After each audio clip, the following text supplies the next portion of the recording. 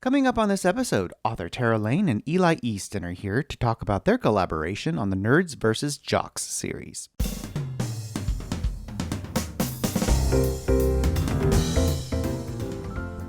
Welcome to episode 310 of the Big Gay Fiction Podcast, the show for avid readers and passionate fans of gay romance fiction. I'm Jeff Adams, and with me as always is my co-host and husband, Will Knaus. Welcome back, Rainbow Romance readers. We are so glad that you could join us for another episode. As always, the podcast is brought to you in part by our remarkable community on Patreon. Thank you to Richard for recently joining the community. If you'd like more information about the bonus content we offer our patrons, go to patreon.com/biggayfictionpodcast. We also want to remind our patrons that Pride Month, of course, is right around the corner, and we would love to send you a special card to celebrate the month. You can check out our post on Patreon that has all the information you need to claim a card for yourself. Please let us know by May 31st if you'd like one. And speaking of Pride, the FX Network is helping to get everyone into the Pride spirit with a new 6-part documentary that they actually premiered last week, which is simply called Pride. Now, each of the episodes looks at a specific decade from the 1950s up into the 2000s to highlight some of the most celebrated LGBTQ milestones and trailblazers, along with shining the light on some lesser-known pivotal moments. Among some of the series highlights are looking at the pre-Stonewall 1960s and the activism that was already taking place during the decade. The episode on the 70s looks at the first gay pride march, as well as poet Audre Lorde. Jumping into the 90s, the focus shifts to the culture wars and the galvanizing of LGBTQ people to create organizations to fight back against oppression. And the series wraps up with the first decade of the 21st century, when there was even more visibility and acceptance while the struggle for basic rights continued. The episodes covering the 80s, 90s, and 2000s air this Friday, May 21st on FX at 8 p.m. Eastern. And if you miss any of this series, you can find it on demand through your TV provider or on Hulu. Now, before we jump into this week's author interview, you've got a book to tell us all about. I absolutely do. Since Eli and Tara are here this week, I thought I would go ahead and review the second book in the Nerds vs. Jocks series. So, back in 302, I told you how much I enjoyed Schooling the Jock. And now I could tell you that Coaching the Nerd, which is the second book in this series, is just as wonderful as the first. Coaching the Nerd features two wonderfully complex characters who subvert some of the norms we usually see in books that feature nerds and jocks. The setup is the same as the first book, and actually runs along the same timeline. As you may recall, there's a prank that goes down, and it has pushed the Dean of Students too far, and now these rival frat houses have to work together, or their houses are going to be disbanded. This book focuses on the nerd from the SMU house who has to be part of the ALA's flag football team. Now, interestingly, Sean very eagerly volunteers to leave the Quiz Bowl team and go over and play football. His fellow nerds are really shocked by this, but glad that somebody has volunteered for the duty. Football, you see, fits within Sean's plan, though. He wants a makeover. He wants to improve his body with the ultimate goal of securing a date and finally losing his virginity before he graduates. It is his New Year's resolution, and he sees this as the change to make it happen. Now, that first flag football practice is not a good one. While Sean understands the basic rules because, of course, he's read up on them, the teams aren't clearly defined, he doesn't know which team he's actually on, and he's also very much not in shape. Enter Bubba, who happens to be one of the jocks, who is a phys ed major, and who also wants to be a personal trainer. He offers to train Sean to get in shape and teach him how to play football because, of course, Bubba wants his house to succeed and not end up disbanded. Plus, it's also going to give him practical experience at being a trainer. Sean is very excited for this help. These two make such an unlikely and interesting pair. You've got super thin, flaming redhead, super smart, always speaking his mind Sean, and then the hulking jock who is much more likely to keep his opinion to himself because he's always been told that he is not bright. Sean's also attracted to Bubba from the start. Bubba, however, can't quite figure out why he likes Sean so much because he's always thought he was at least mostly straight. And it turns out that Bubba discovers he's actually a lot more bi than he ever considered himself. Sean's also not the only one getting a makeover. Sean helps Bubba get out from years of hearing that he wasn't smart enough to amount to much. Bubba's dad expects him to ditch school, or at least just barely squeak by, and then come back and work in the family's garage as a mechanic. What Bubba wants is to be a physical therapist, and it's Sean who helps him see that he is more than the expectations that his family and hometown have put on him. Sean and Bubba are so good for each other. They have quite different perspectives that help the other see beyond the box that they have put themselves in. Bubba helps Sean realize that he can be athletic and desirable, whereas Sean shows Bubba that he is really quite smart and pursue the dreams that he wants. Along the way, they discover that they've got definite feelings for each other too. It's so adorable how Bubba realizes he's got serious feels for Sean as he sends Sean off with another guy while they're at their party. Bubba really wants Sean to be able to fulfill what he wants to do and lose his virginity, but then he realizes he's not at all happy that that might not happen with him. The build-up these two had made me say, "Aw," just way too often. As with Schooling the Jock, the parents play a lot into this story as well. I'll say right now that Sean's parents are dicks, and I loved how he put them in their place by the end of the story. Bubba's dad, on the other hand, is very interesting and far more than he seems the first time we meet him. And it makes for a great side plot in this book, and you'll hear more about that in the interview that's coming up. This series continues to delight me. Bubba and Sean are very different from Dobbs and Jesse in book 1, but their story is just as wonderful as these two fight for their HEA, while also breaking away from some of the preconceived notions that they have about themselves and that others have heaped on them. Eli and Tara have built really wonderful, relatively low-angst romances in this series. I can't wait to dig into head-to-head next to see what's happening with the two guys who are the heads of the frat houses, who really hate each other, so somehow they're going to have to fight their way from enemies to lovers. So, as with the first book, I wholeheartedly recommend Coaching the Nerd from Eli and Tara. And with that, we can get right into the interview. It was so wonderful to talk to Tara and Eli about this series, which is the first time that either one of them has collaborated with another author. We talk about what brought them together, this series, how they came up with these wonderful characters, and what's going to be coming up in that third book. Eli and Tara, thank you so much for coming to the podcast. It's great to have you here. Thanks for inviting me. Excited. Well, I had to have you here because Schooling the Jock, absolutely one of my favorite books of the year so far, and Dobbs and Jesse so much are in the lexicon now of my favorite couples. Before we kind of get into the series and the books, let's talk about what brought you two together to collaborate, because this is the first co-write for either of you. Right. So how did this, what was the origin to bring all this together? I was talking to another well-known author about collaborating, and it's somebody who collaborates a lot, and I never have, and we're friends. And so we were talking about doing a series together and kind of came up with the idea of Nerds versus Jocks. And then she actually had to pull out because she was just too overbooked. So I thought about doing it on my own, but I really have been wanting to try a collaboration. And so the person I thought of was Tara, because I love her books. And I think she and I have a lot of commonalities in our work. She's, more plot driven, character driven, a lot of kind of quirkiness and humor. And so I pinged her and I just said, would you be interested in collaborating on something? And explained the general idea. And yeah, so fortunately she agreed. I mean, at first we were kind of like, well, let's just try a few chapters and see how it goes. And we can always just pull out if it's not working. And I think by the end of chapter 2, we both felt it was really going to work. Yeah. Yeah. Eli and I have been friends for a long time. And I've been a huge admirer of her books. And I've always kind of noticed that commonality that she's talking about, that we both have a lot of character, a certain kind of lightness and sweetness while still diving deep into the characters, and of course, a lot of humor.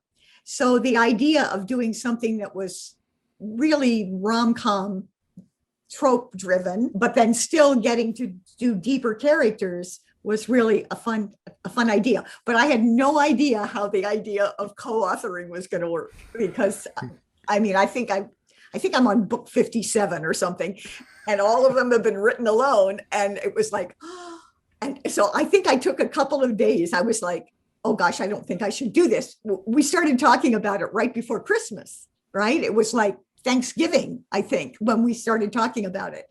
And I was like, oh, I've got so much to do, so many books to write, so many books, so little time. And then I guess it was probably a day later, and I was talking to my husband about it, and it would be fun, and what a good idea. And I just thought, I woke up in the morning and thought, don't be stupid. You've got to try this. And I called her and said, yeah, I'm in. Count me in. It really came together fast then, if you were talking about this at Thanksgiving, because this first book was out fairly early this year. February. that was a challenge. Yeah. I think that's one of the things. We wrote both the first two books in about a month. Yes. A month apiece. Yeah. And so that was one of the things that I was really hoping to get out of a collaboration is, I think when you're writing by yourself, especially as Tara said, I'm almost at my 50th book now. And, it's like, if you're just not feeling it on a certain day, it's like, well, maybe I'll write 500 words and then dig around and then maybe I'll give up. But when you have another partner on the other end who's waiting on that chapter, to do their part, you feel a lot more responsible. It's like when you're going to meet somebody in the morning to go walking, you've got to be there. So I think it really kind of powered us through on those first two books, which was one of the things I was hoping to get out of a collaboration. And I've talked to people who collaborate all the time, and sometimes really successful collaborations are in different time zones, so that one is sleeping while the other is writing, but we're in the same time zone. So we were like, so how's that going to work? Can we really go fast when we're actually writing every other day, which is pretty, we were responsible for writing a chapter every other day.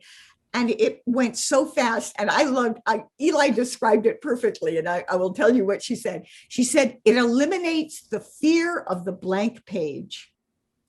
And it was because you've always got something in front of you. You've always got what the other person wrote to inspire you and to push you along and to get you going on the next chapter. And that really did propel us forward. It's kind of like that game where you go around and you tell a story and like somebody says something and then the next person, it is inspiring to just riff off what somebody else has done. And it just puts ideas in your head. And so it's much easier to sit down and start writing. I think. One of the questions that you mentioned to us, Jeff, was how did we do it? How did we separate the book? How did we assign it?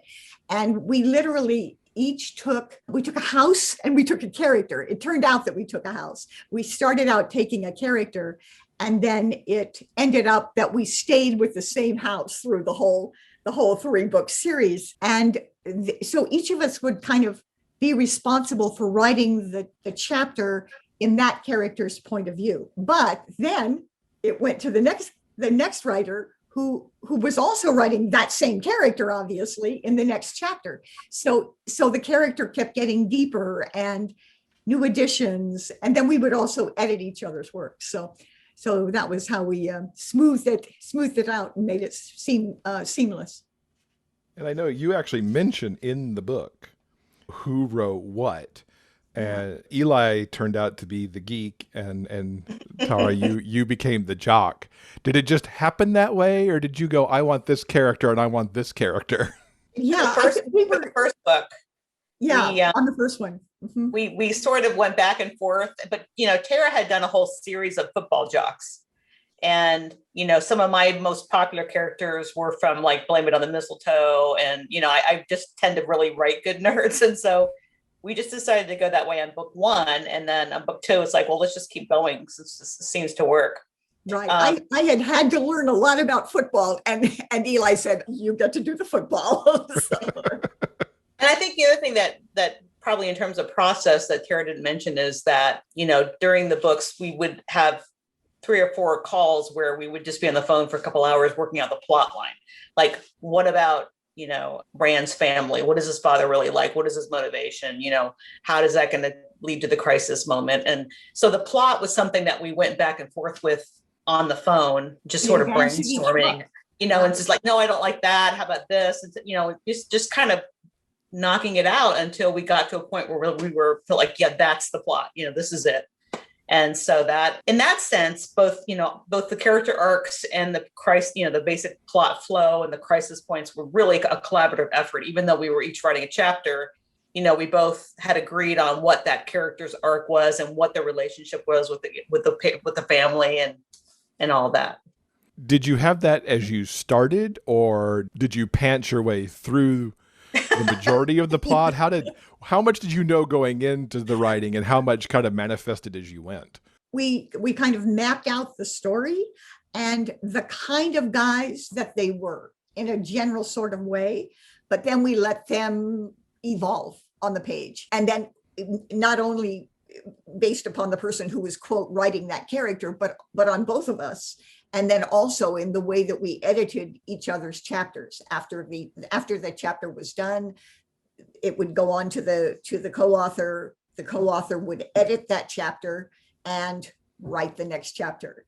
And so we were constantly adding and commenting on each other's work, always with the idea that the author who was ultimately responsible for that character had the final say. I tend to write this way with all my books. Is I'm sort of a mix of a pantser and plotter. It's like I have to have enough material I have to have enough of the idea of what the story is to really begin, but I never know the whole thing. And then I'll write for a couple chapters and then I have to stop again and think about like, where am I going? And so we did that a lot. I mean, I think like we got started on the third book, for example. We kind of knew it was the first few chapters would happen at the Quiz Bowl final. And in that book particularly, we really sort of, the plot really evolved as we went. And so we had to go back and do a really hard edit pass because a lot of the first few chapters were not in line with what the plot ended up being exactly. Yeah, the third book was a wonderful mystery until we got to it. Literally the only thing we knew going through the whole arc of the series was that these two people hated each other. They hated each other. And that's clear very early. Right. And you can see that on the page, right? And we knew that, and we manifested that on the page, and we got to book 3 and it was like, but we don't have any idea why. We didn't know why they hated each other. So we had to come up with a whole story that explained why they hated each other. And for people who haven't dove into the series yet, it basically all starts because of a frat prank gone wrong, to the point of almost burning down one of these houses. Now, Eli, you mentioned you came to the table with the idea of nerds versus jocks, but where did the idea to have this frat prank go wrong come up from? What inspired that? Well, the nerds versus jock thing, I've, like I said, some of my more popular books have been set on college campuses. And so the idea of 2 rival frat houses was pretty much the germ seed of the series. But then, you could have gone any number of different ways. Like one idea was to have each book be a different moment in time, like in the 80s when these 2 houses were fighting, and then in the 90s. And so that kind of got trashed. Another one was just to have the series be these continuing pranks, right? So the idea of actually having the dean step in, the very beginning of book 1, these houses have been fighting forever. And the dean finally steps in because of this one particularly bad prank, but it's not the first one. It's like the, 300th prank they pulled on each other. It just happens to have a really terrible consequence. And so the dean steps in and forces the 2 houses to basically swap team members for their beloved Quiz Bowl and flag football. So forcing them to work together, with the idea being that maybe they would finally get over their hatred of each other. So that was kind of there when you stepped in, I think, Tara, but we didn't really absolutely. At that point know who the characters were or what we were going to do with that, or No, I mean, we hadn't named the characters or really defined them, but Eli came with the idea that it was two houses, that they had been rivals forever, that they had done terrible things to each other, and that the dean had it. So that was already there when we started talking about the series. And then everything from there was blank, but we knew that much, which was a lot. Obviously, that was a huge amount to hold the whole thing together. Mm-hmm. But I knew nothing about Quiz Bowl at that point, or flag football. Or flag football. We did a lot of research on those 2 things. You had to have, because they're so integral to how it works, because it's not just Quiz Bowl within the school and not just flag football in the school. These are competitive Quiz Bowl and flag football teams that are going out and, headed towards state and potentially national titles. And Quiz Bowl is very much a thing. I mean, Quiz Bowl has It has a national structure. It's very popular. People, we suspected that there could be people who would read the books who would know a lot about Quiz Bowl. So we had to stay at least somewhat true to the actual facts of it. Now, flag football is not so much. It's a much more kind of campus to campus kind of activity. So while there's even a national NFL flag football team. So there's very specific rules and that sort of thing. But as far as when there was a tournament and who they would be, playing against, and that wasn't so delineated. So we could make that up. And that was good because we could fit it around Quiz Bowl. Mm-hmm. And the timelines are key here, especially in the first two books, because schooling the jock and coaching the nerd are very much intertwined as the Quiz Bowl competition season is going on and they're headed towards a flag football tournament as well. Right. How did that manifest itself for you in writing these two books, like managing timelines between them and knowing things that you seeded in book one could have repercussions in book two? I initially, was trying to be, when I thought about the series, I thought it would be really clever to get really like Inception with it and really have all these interlocking events that, like, you might come across two characters talking and then you wouldn't find out what they were saying until the next book. But I think it ended up being, not that complicated. I mean, I think we have a few scenes in book one where, Sean, who's in the book, who's the nerd in book two, is really sore. And, Dobbs is worried about him because he's been training with Bubba, and I think there's another scene where you see Rand and Jax having some kind of argument in the distance, but we really didn't get that involved with it. We have a few scenes. And then when we went to book two, it was actually a challenge because we had to make sure that book two actually fit, what had happened in book one. We had this timeline laid out, and it actually got us into a little bit of trouble because given what was happening with Sean and Bubba's story, we wanted them to come out sooner rather than later in the year. And so we had to kind of push that right up against when Jesse and Dobbs came out, because it actually happens on the same weekend, because we just couldn't push it back any earlier or push it back any later. So let's say that relationships got hurried a little bit from time to time because we didn't have enough time between events for them to get to know each other any better, things like that. Let's talk about the characters a little bit, starting with schooling the jock. One of the things that I was so endeared here and really found different than at least most of the books that I've read that involve the nerds and the geeks is that Dobbs is very much alpha. He's in a frat, he's king of what he does, and he's very confident and kind of a good foil for Jesse, who, is also the football jock and is very determined in school. And they butt heads really well because nobody wants to back down. How did you develop these characters? I think it would be fair to say that none of our nerds are betas. I think they're all alphas. Would you agree, Eli? Wouldn't you say all three of them are of the nerds? Yeah, I mean, I think probably Jax is the least, just because Jax is very laid back. He's laid back, but still. But he doesn't take shit from Rand. I mean, Rand can spark him like that, and he's back at his throat. So I think for me, like, probably one of the key character, for Dobbs, it was just we wanted somebody with a smart mouth because we wanted a lot of fun dialogue. So we call him Mickey Mouth. Mickey Mouth is what Jesse calls him. Among other things, just has like so much sass. For Jesse, he's basically, we knew he'd be closeted. And for me, in this day and age, if we're going to write a closeted character, there has to be something unique there. It can't just be, he's afraid to come out because he's a football guy. It's just overdone.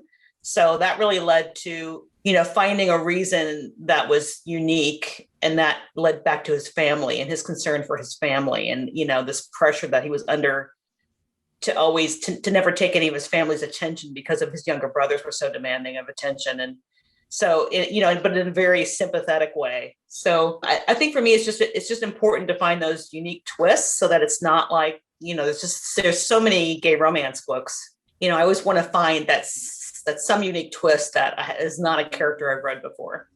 And in some ways, because Jesse is closeted and for the reasons that he is, so protective of his family, Dobbs is in some ways more alpha than he is. I mean, he's certainly an alpha character in the sense that he's a jock and he's a football star and all of that, but he's somewhat shy. He's a lot more reticent than Dobbs, who is very forthcoming. So the tables even get turned there a bit.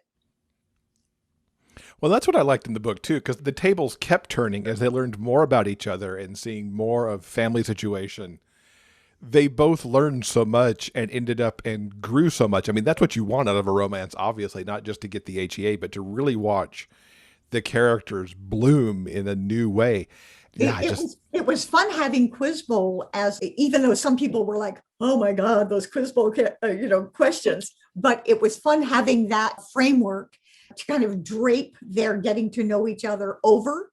We didn't have to make up artificial reasons for them to be together. They really, really had a reason. And so that was a good excuse. It was a really good reason to bring them together. Mm-hmm. What you said, Jeff, about them each, I think all the characters in all three books really do grow a lot and learn a lot about themselves. And I think that's the nice thing about college age is that, they are at that age where they're still sort of transitioning from family to being an adult and from figuring out who they are and, what they really want in life. So it's a good age for that. And family plays a huge role in all three of the books, really a lot. I think more than we even anticipated would be the case when we started the series. It's really interesting as you bring up family, because there's not only the found family sort of elements that you get with the two frat houses and then how each of our main characters in the books gets a little more family as it extends out to the people that they are now connected to because of who they have fallen for.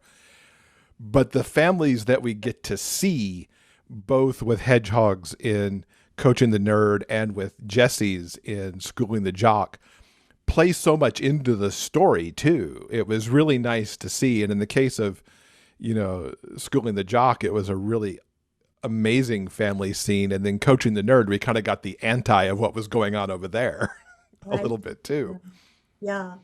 And I think we both feel too is that, when you have those characters, like even in book 3, there's a father that's kind of a villain character, but even then, and with Sean's parents, you don't want something that's just black and white. You have to have, real nuance there in terms of, they obviously want the best for their kids and, there's love there in the family, even if it is dysfunctional, Yeah, and you'll see when you get to read Head to Head, family there, huge role. Really enormous in terms of Rand's motivation, and he has a somewhat negative quality to him, but again, he has a lot of elements. He's a very important character. The father, Rand's father, is a very important character in book 3. I don't want to shortchange Bubba and Hedgehog in Coaching the Nerd.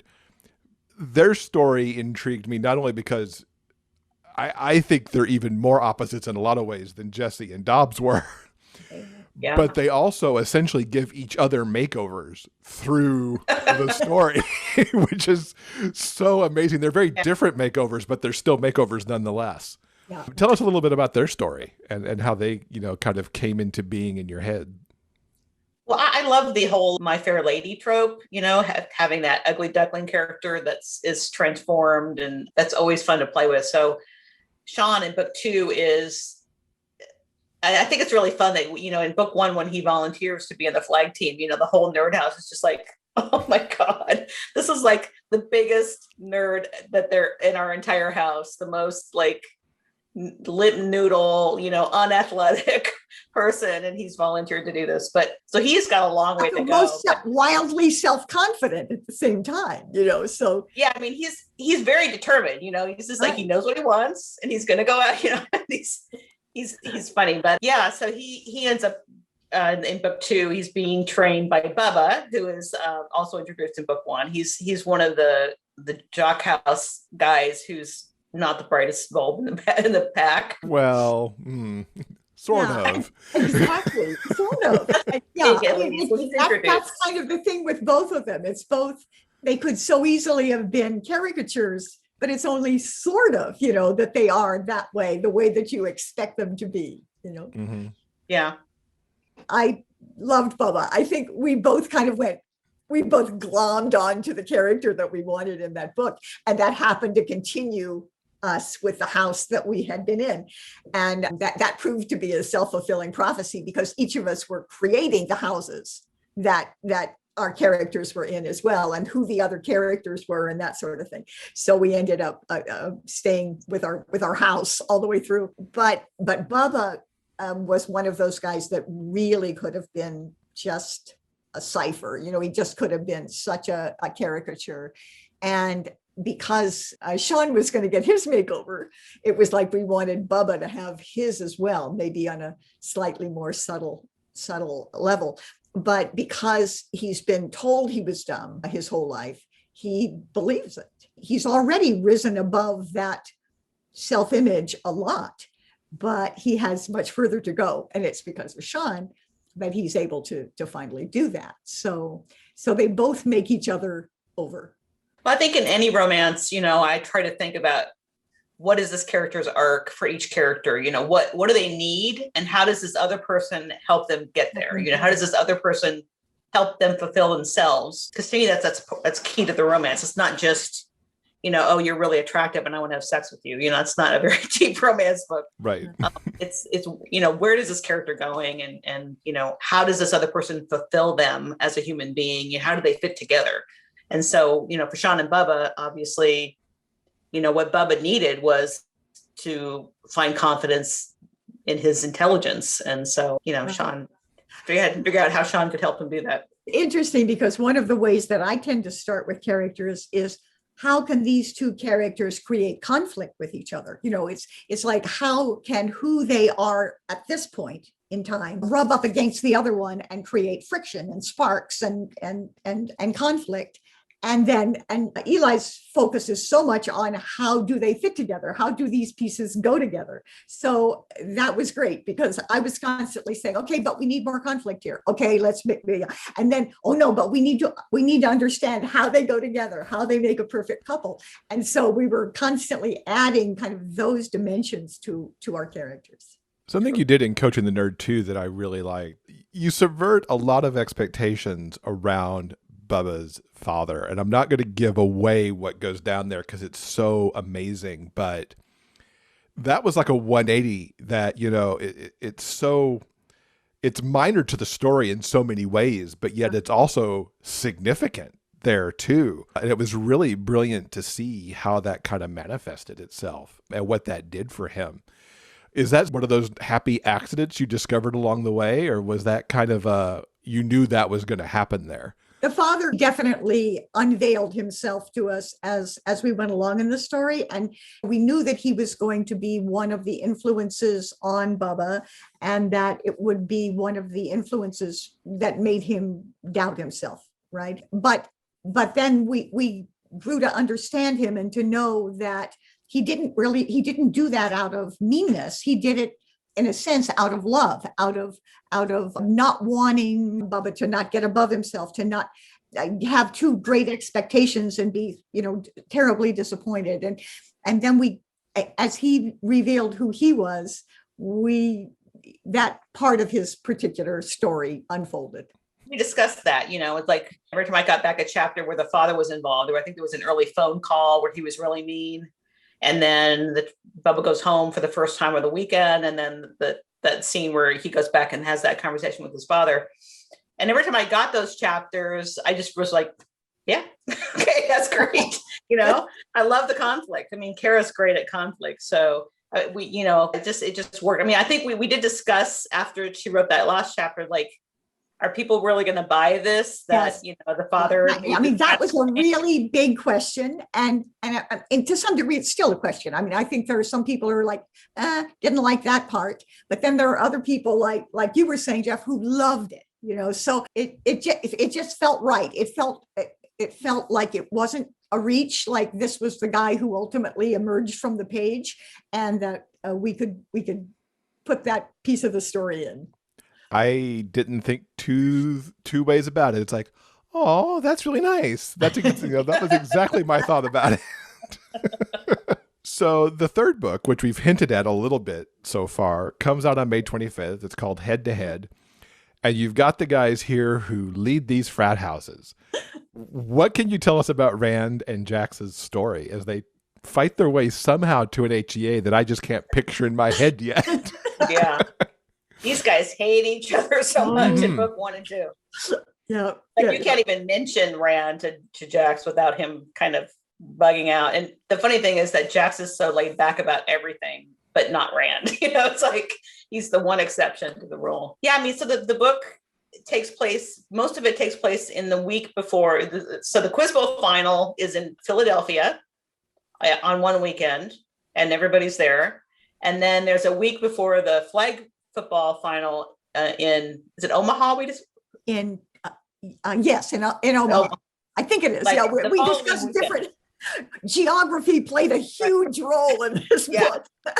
So then like 1 week later, and both Rand and Jax just happened to have decided independently that they were going to drive between these events and take that week off because it's the week before graduation. And then they end up, Jax's car breaks down and Rand has to rescue him. So there's basically most of the story takes place in this 1 week between the Quiz Bowl final and the flag football final, when the two of them are in forced proximity. And actually, but then there's a fair amount that goes on after that. We did end up carrying the story on further, I think, than we had originally anticipated. Yeah. But the main bulk of when the romance happens is in this period of time. Right. So, and we knew that much. We knew that early that was going to be the case, that their story, whatever the heck it was going to happen in that week. But we didn't know what it was. Right. We didn't have any idea. And there's some fun elements that came in. I think it's almost like a royalty story. We sort of figured out, we always knew from book 1 and 2 that Rand's family was wealthy. Right. But we really didn't get into details about it. And then when we were trying to figure out the plot for the third book, we figured out that his father was actually a billionaire who owned this oil empire. Basically he's a fracker. He's a fracker. But they have more than that. They do oil drilling and everything, but they also do fracking. So, and of course that would be anathema to Jax, who's very, comes from a vegan household. He's very environmentally conscious. But Rand, being this billionaire son, he's sort of like American royalty, so there's a sort of a prince vibe to the story, which was kind of fun that developed. Yeah. There's a lot of conflict. And there's a big twist in there about like, you finally figure out why Rand hates Jax so much. So that was fun. And that's a fun moment. Yeah, that's a definite fun moment. And it doesn't happen terribly far into the story. It's fairly early that they finally get why they hate each other. And then they have to work it out. But that's interesting how you phrase that, and they figure out why they hate each other as if they really didn't know, but they keep up the appearance of hating each other. But one of the twists of the story is that to some degree they don't. There is a real reason. That there is a real reason why they hate each other, and they honestly don't know what that reason is. Wow, I can't wait to read this book. They at the beginning of the book, neither one of them could really explain. They think they could. They think they could outline all the things that the other has done to them by just existing, if you will, that makes them hate the other person. But truthfully, it's so against Jax's nature as you learn who he is. It's completely anathema to him to hate anybody, and the fact that he just loathes this man, and the fact that Rand, he hates Jax on sight, and he's never analyzed why. He doesn't know why. He's hated him since the first moment he ever saw him, and he could give you lots of reasons, but it takes a while for them to figure out what the real reason is. I have to say, I like what you did with Rand too, because there's another, a moment of where you're subverting the expectations, because you've got a gay guy as the president of the jock frat. I think part of that, of his character, that he is so kind of cool and so much the prince and such royalty that he kind of shines out and rises above in any environment, and people automatically kind of respect him.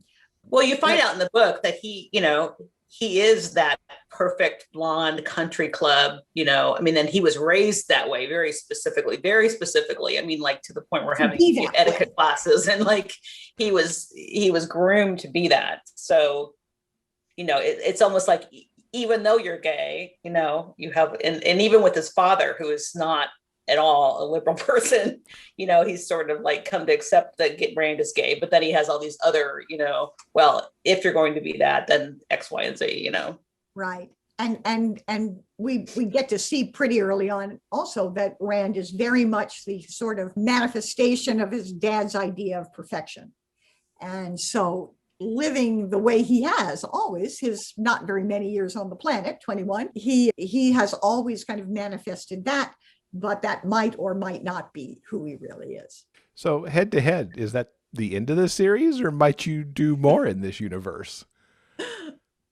Well, we're definitely talking about doing more. We originally conceived it as a 3-book arc, and there's no doubt that head to head does, kind of tie things up, but there are still characters whose story hasn't been told. So we're definitely talking about that. Yeah, we're talking about maybe doing one more in this series. There is another couple that we've been sort of setting up. And the funny thing is, this is like the gay romance problem, is that, we initially, when we laid out like all the different characters in each house, we wanted lots of heterosexual characters because we didn't want them all to be gay, magically all be gay, right? So we set up some really good side characters that were definitely heterosexual, like Felix, who's like a total ladies' man. But then as the books went on, it's like, well, maybe he's not. Maybe he could have a change of heart.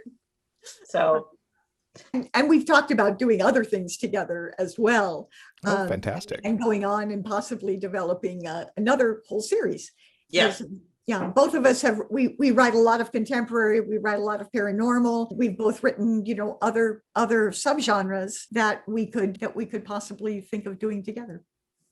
It's great to hear that the experience has been so good that you would co-write again together, which is, fantastic. Would you co-write, maybe look for other co-writing experiences now that you've got this one under your belt as well?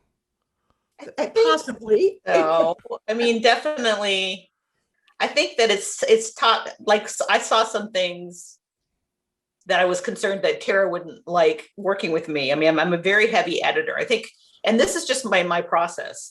She tends to more like write linearly from start to finish. Right. And like each chapter is pretty well wrapped up in her mind before she moves on to the next chapter. Me, I'm like all over the place, and I edit really heavily. And I kept saying, look, Tara, I'm editing my chapters as heavily as I'm editing your chapters. It's not you. It's just my process. And it was, I think I only mentioned it one time, and I was like, whoa, hang on just a second. But no, I mean, for the most part, I really appreciated it. And yes, our process, I mean, considering how different our inherent writing processes are, very different. I mean, Eli is, as she says, she can write a scene from the end of the book and write the highlight from the middle and then go back and start the beginning. And I can't. I am a Lisa Cron writer. I am a wired for story. I got to know what happened in chapter 1 before I can write chapter 2. That's just the way I've always been.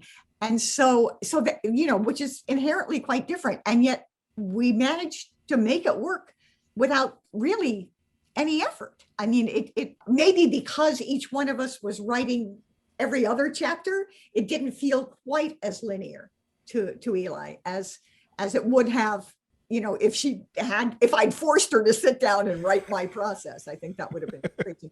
Well, to finish what we were saying, so I think I would, if I were to write with Carl or somebody else, I'd have to really discuss ahead of time, like, this, these are the kinds of things I notice that I do when I'm collaborating, and if that's going to bother you, maybe, so you'd have to find the right person, I think.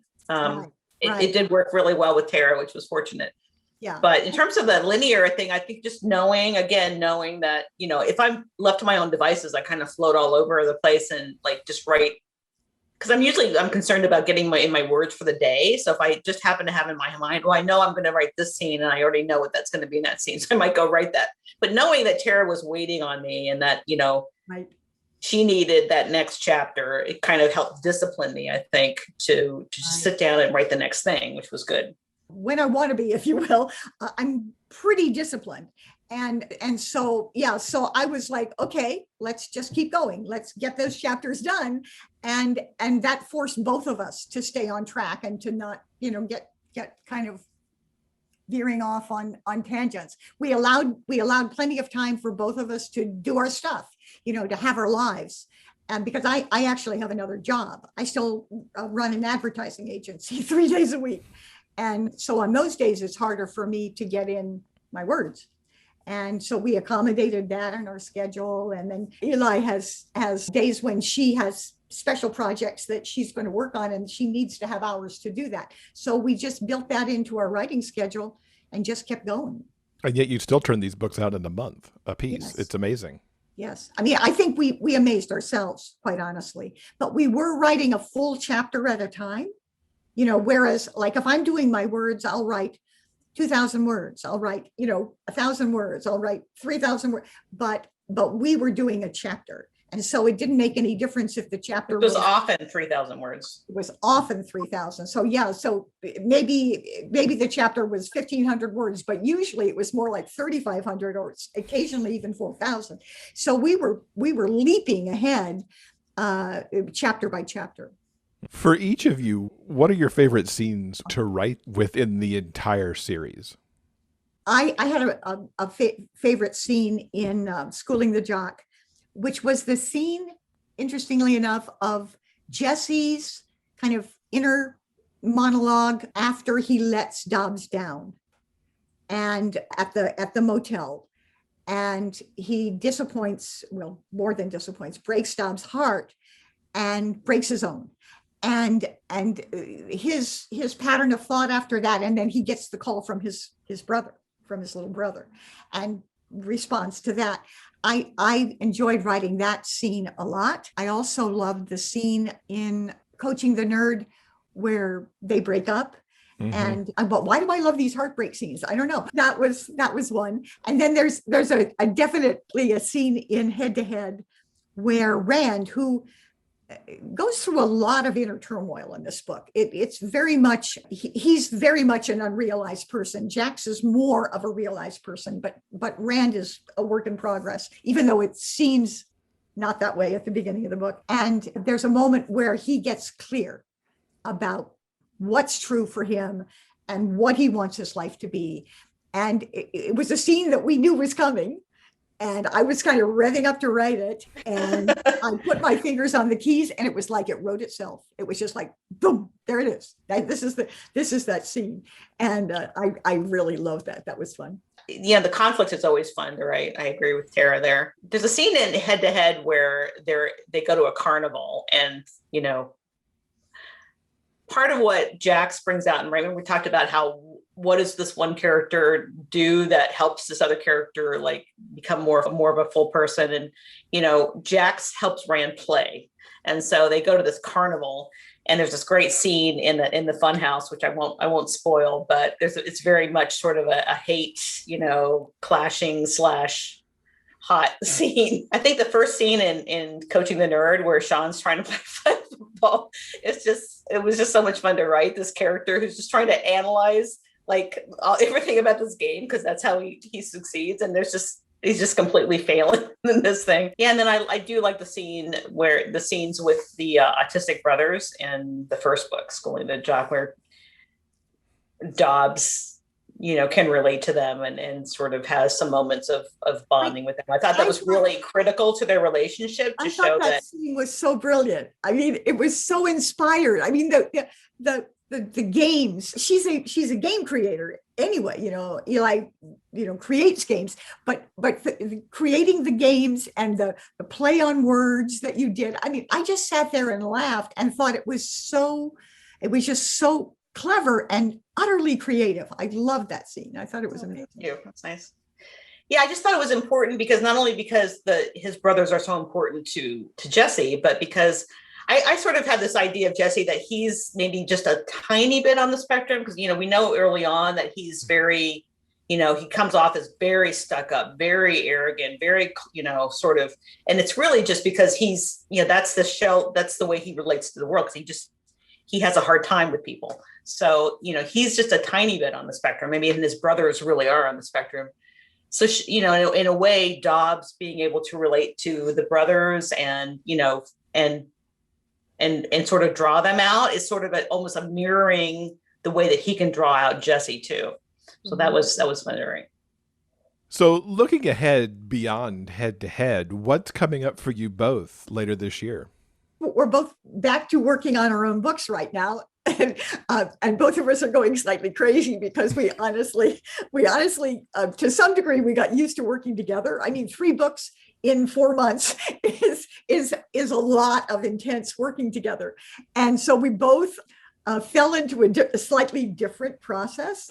And so I, for one, am definitely having to kind of restore my process to write my own book. So yes, so I am in fact working right now on fingers crossed, the 3rd book in my Papillon series, in my Passions of a Papillon, which they're kind of rom-com mystery stories with dog. And so that I'm hoping to have come out early in the summer. I had 2 books. One was A Prairie Dog's Love Song. And the second one was called The Stolen Suitor. It was set in the same small Montana ranching town as A Prairie Dog's Love Song.